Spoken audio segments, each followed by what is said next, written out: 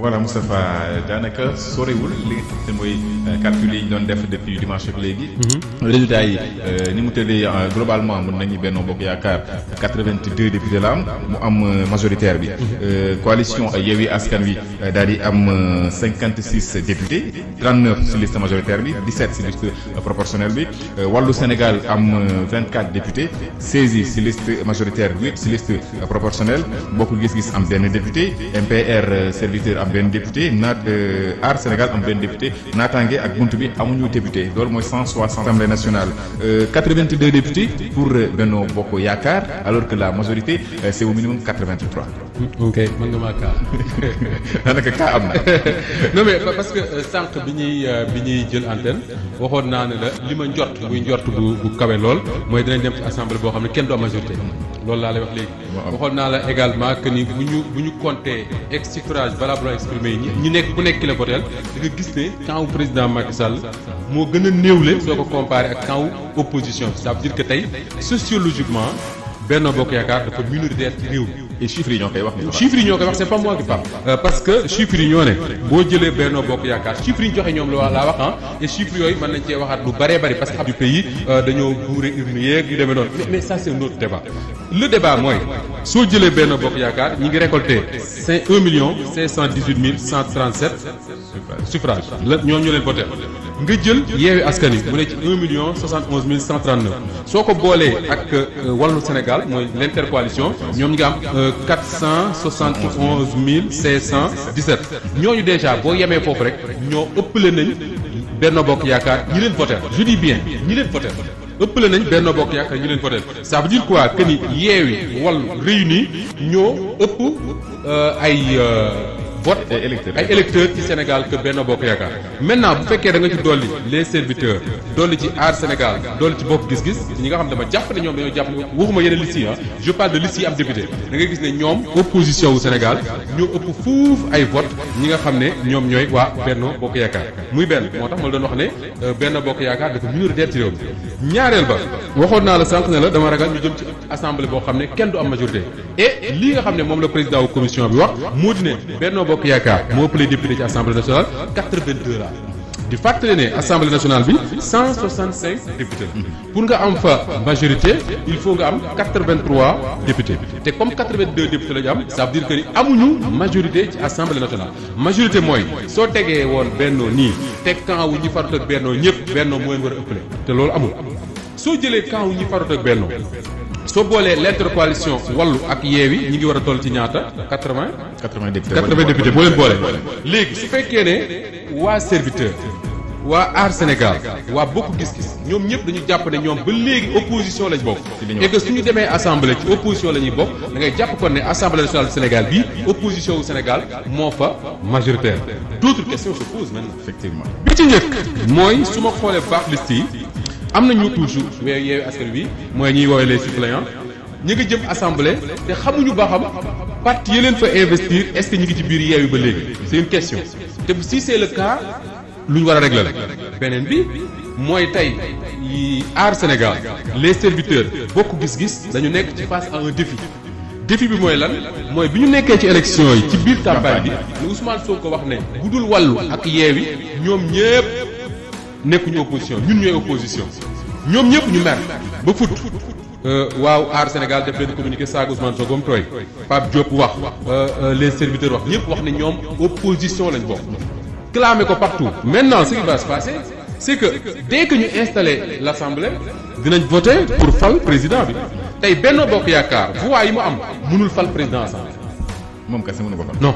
voix yi mu am mënul fal président assemblée donc il va falloir que mu négocier soit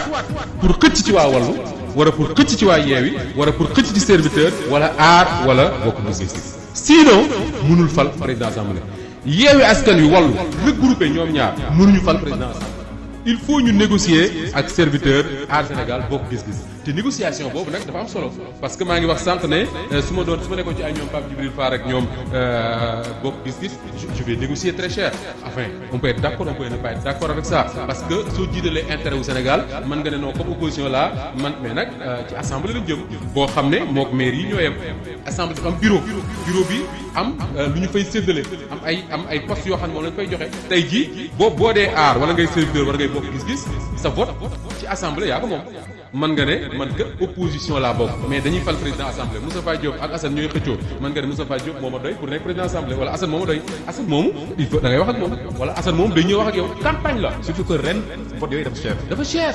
campagne la comme ni ñuy campagner sénégalais c'est-à-dire que tey bu ñu nee waa Yewwi ak waa Wallu ànd nañ benn intergroupe wu nu ñu ko mën ci tuddee ñoo xam ne léegi ñun daal dañoo bëgg Nafi Diallo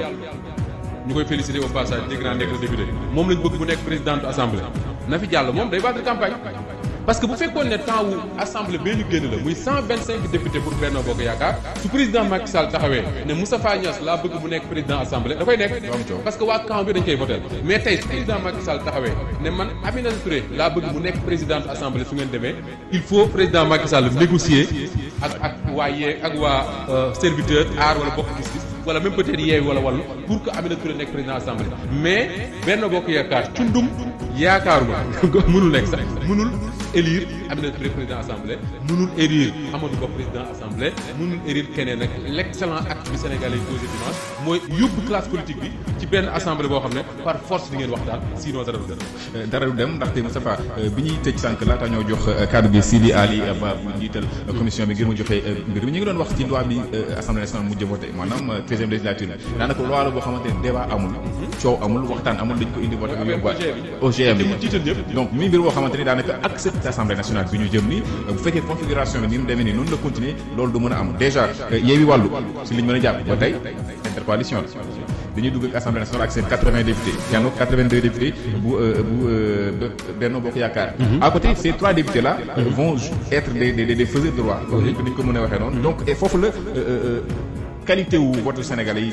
ci législative bi amee solo pour man ndaxte wane dañoo séddale boo xamante ni pouvoir bu nekk day am pouvoir bu koy arrêté. mais c'est ça c'est-à-dire que tey ñu ngi doon wax cohabitation ñu ne cohabitation mënut a am je sais pas mais li am solo mooy président Macky Sall tey nekk na ci position boo xam ne faaw mu waxtaan ak ay opposants